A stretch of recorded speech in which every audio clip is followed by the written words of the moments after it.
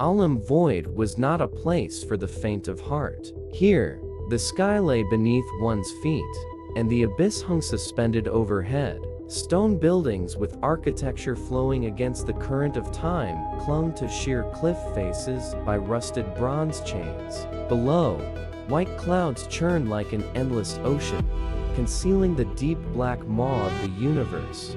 Atlas stood at the edge of Central Link Plaza, his armored hand tightening around the great blade fitted with an anchor stone. His mission was simple: keep everything from falling upward. Gravity here was a privilege, not a natural law. And today, that privilege was wavering. Another chain has snapped. The transmission echoed in Atlas's mind, dry and anxious. He did not reply.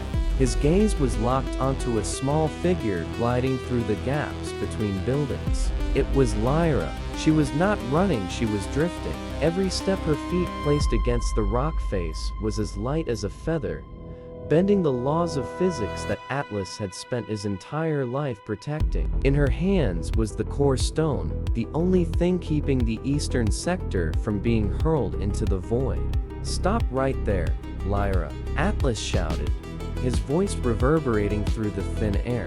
He leapt. Instead of falling, his heavy body shot forward as his armor manipulated its own mass. Lyra spun midair, her cloak flaring like butterfly wings. A half smile curved her lips, and her eyes shimmered with an amber light no ordinary human possessed. "You're too heavy to catch me, Guardian," Lyra replied, her voice clear yet laced with mockery. "The city is far too old to keep clinging to these chains."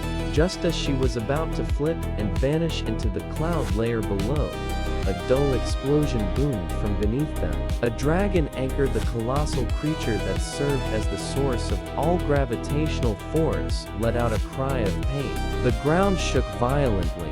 Gravity abruptly reversed. Lyra lost her balance, her body flung upward toward the vast sky instead of falling. Atlas reacted in an instant, firing the chain from his wrist. The enchanted chain not only wrapped tightly around Lyra's waist, but also linked directly to his own center of gravity. But the force was too great. The core stone in Lyra's hand exploded, releasing a surge of blue-green light that engulfed them both. In that instant, the world's rules temporarily vanished. Atlas and Lyra were drawn toward each other by an invisible pull. The clang of metal rang out sharply. When the light faded, Atlas realized a grim truth. The chain binding them had transformed into a hazy ring of light, unbreakable, shackling his wrist to the criminal girl's waist. Below them, the sound of collapse echoed. A portion of Olym-Void had officially torn away and begun drifting into nothingness. Lyra looked down at her bound wrist, then up at Atlas, her breath coming fast. "What did you do?" Atlas clenched his teeth, feeling his bones begin to ache the price of struggling to maintain balance. "I didn't do anything. We've just been bound by this world itself." Amid the floating ruins, a guardian and a thief now had to find a way to survive when the ground beneath their feet no longer existed. The tremors faded, leaving behind a terrifying silence. Olym-Void now looked like a torn canvas. Chunks of stone and fragments of hanging gardens floated in midair, slowly rotating like small islands in a sea of clouds. Atlas felt his chest tighten. The luminous chain linking his wrist to Lyra's waist was vibrating violently. Every time she moved, a faint electric current ran along his skin, a reminder of this unwanted presence. "Get it off now," Lyra snarled, her fingers clawing at the invisible links, hard as diamond. "If I could, I already would have," Atlas replied coldly. He struggled to keep his footing on a remaining balcony fragment of a tower. This chain was altered by the core stone's energy. It's no longer ordinary matter. It's a mass-binding constraint. Lyra looked around, her once confident face now etched with uncertainty. Above them, the black sky of the void seemed closer than ever. Below, the anchor dragon had fallen silent, its gravitational pull weakening. "Look," Lyra said, pointing toward the city center. The white tower, where the throne stood, was tilting dangerously to one side. The massive bronze chains holding it in place were stretched tight, emitting a piercing metallic shriek. If those chains snapped, the heart of Olym-Void would vanish forever. "We have to get there," Atlas said, his voice hardening. Lyra scoffed, amber eyes narrowing. "Have you forgotten who I am? I'm the one who just stole the city's lifeline. The first thing I'll do if I break free of the shackle is disappear from your sight. You're not going anywhere." Atlas stepped forward, dragging Lyra with him and causing her to stumble straight into his chest. "Your gravity is destabilizing. Without my armor weighing you down, you'll fall upward into the sky in less than 10 minutes. Lyra froze. She could feel how strangely light her legs had become. Dust particles around her didn't fall downward, they drifted up. Atlas was right. The explosion had shattered the balance within her body. "Fine, Guardian," Lyra muttered through clenched teeth, the cold metallic scent of Atlas's armor seeping into her skin. "But if you're dragging me along like a decorative accessory, at least move faster. I don't want to dissolve into the void just because you're too slow." Atlas didn't answer. He adjusted the pressure valves on his shoulder, increasing the mass of his boots to grip the fractured stone. Then he extended an arm, signaling Lyra to hold on. "Grab my shoulder. We'll have to jump across the debris to reach a safer zone." They began to move in awkward but unavoidable coordination. Atlas was the heavy anchor, Lyra the fragile flexibility. Each time, they hurled themselves across weightless space. Atlas's heart pounded in a strange way, not from fear, but from a current of energy flowing through the chain from Lyra, surging into his veins. It was a warm, ancient sensation, a kind of magic, a guardian, familiar only with crude stones and raw force, had never once touched. "Hey," Lyra whispered as they paused atop a floating boulder. "Do you hear that?" Atlas listened. From deep within the cloud layers below, it wasn't the sound of wind, but a heartbeat, slow, majestic, and filled with pain. "The dragon," Atlas murmured. "It's still alive, but it's badly injured." And in that moment, Atlas realized the gravity on his own body was easing slightly, not because of a malfunction in his armor, but because somewhere deep inside, he had begun to question whether a world built upon chains like these truly deserved to be saved. Just then, a colossal shadow slid beneath the cloud's eyes, as large as blood-red moons, locking onto the two figures bound together by light.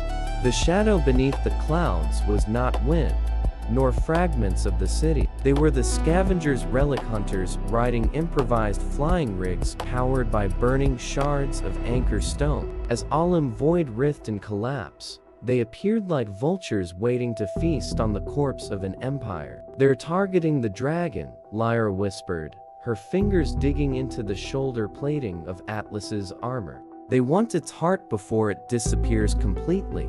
Atlas looked down. 3 narrow flying skiffs, shaped like rusted arrowheads, were streaking through the fog at full speed.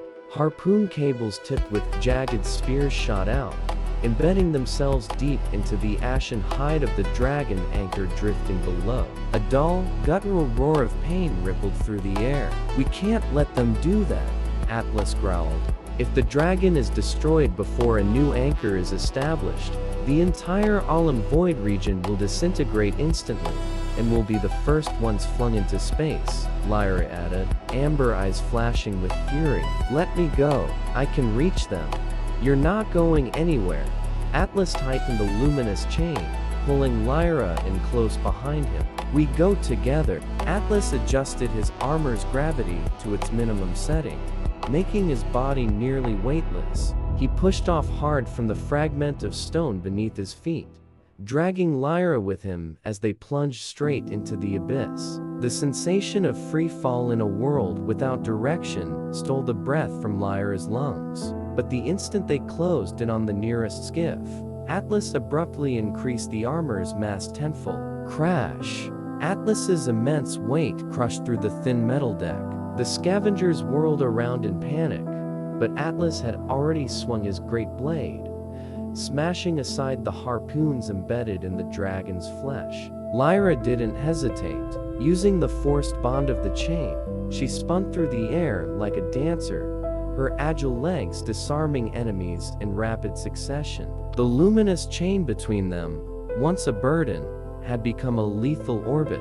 Lyra borrowed momentum from Atlas's weight to accelerate, while Atlas used Lyra's mobility to cover his blind spots. "Fall back," one of the scavengers shouted, activating a compressed blast charge. The shockwave hurled both Atlas and Lyra off the skiff.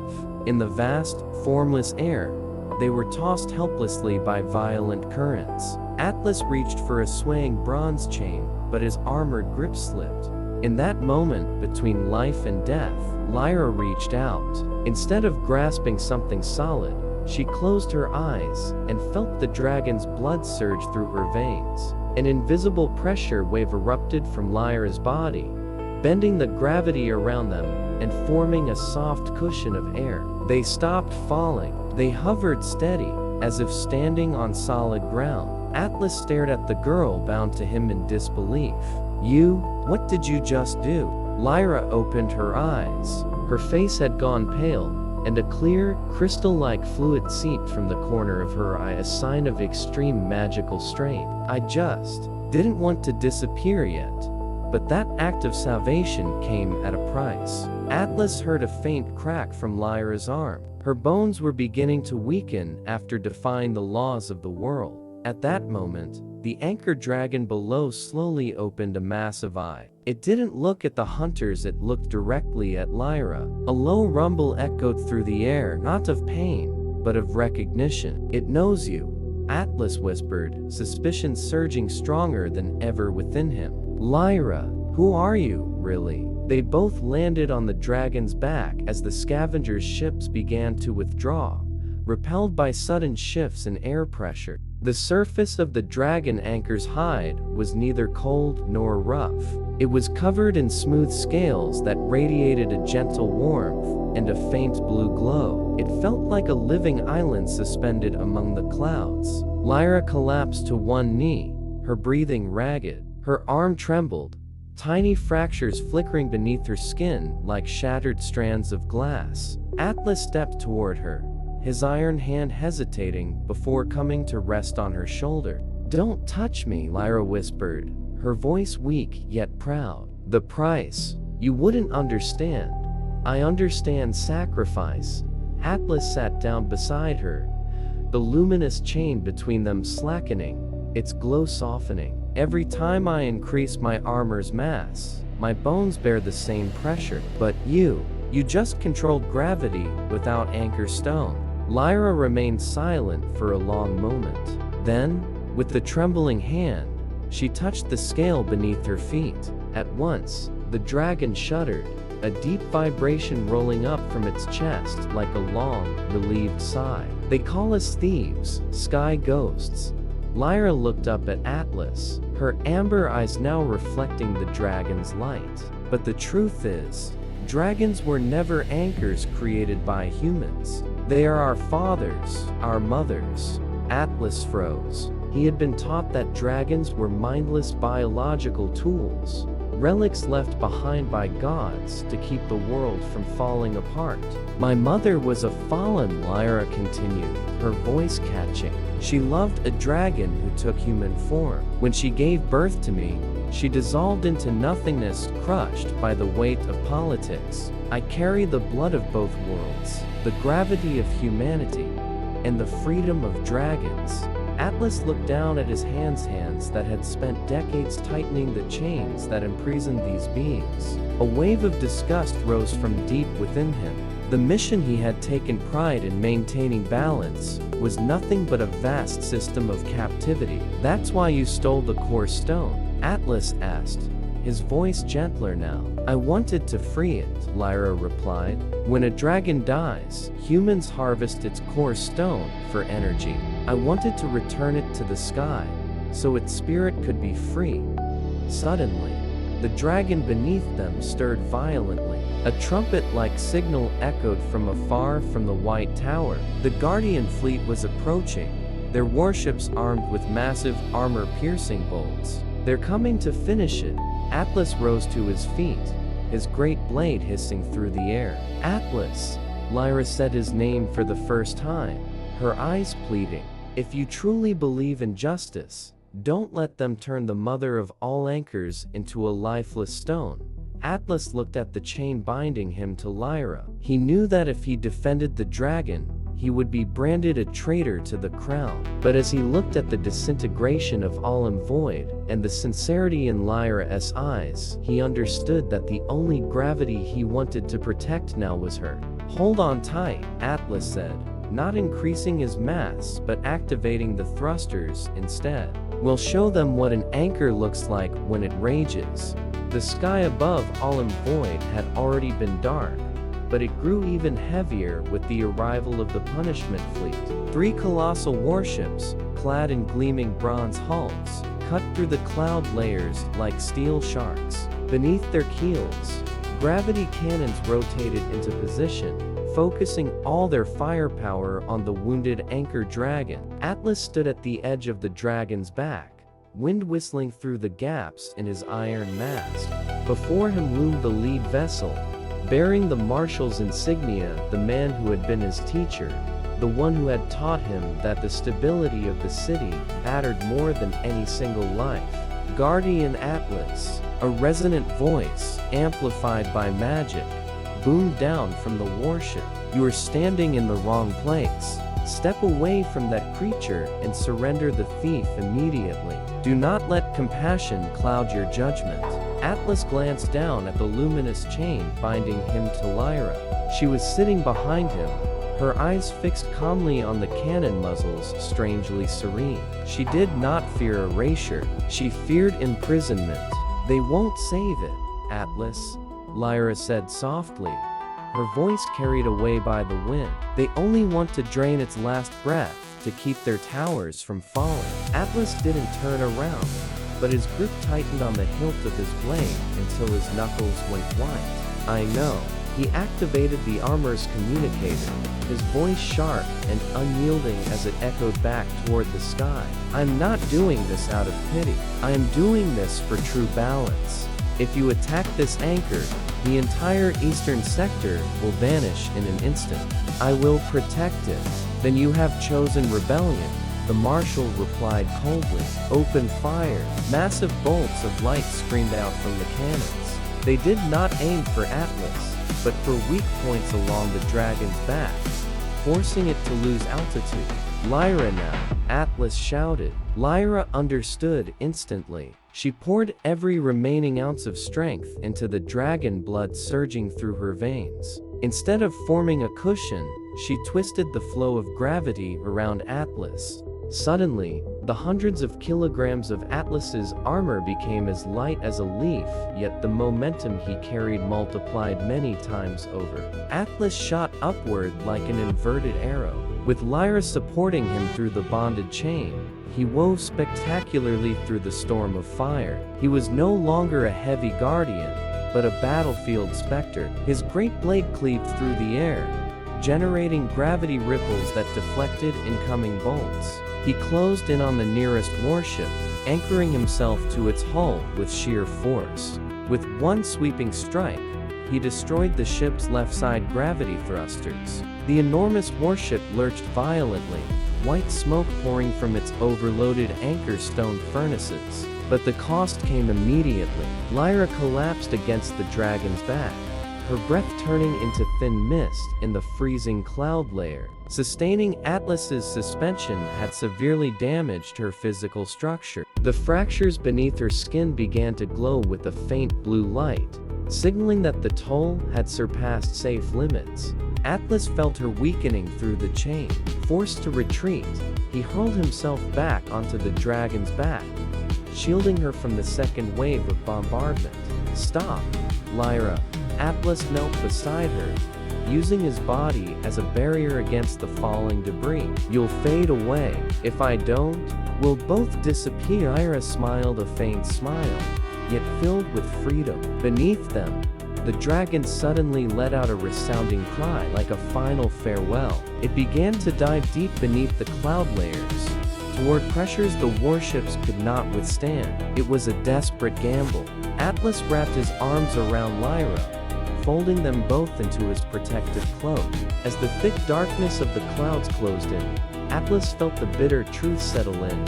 He had been the one who kept the world from falling upward, yet now, he was falling downward with the very girl he had once been sworn to destroy, into a place where gravity no longer held meaning. In the abyss beneath Olym-Void,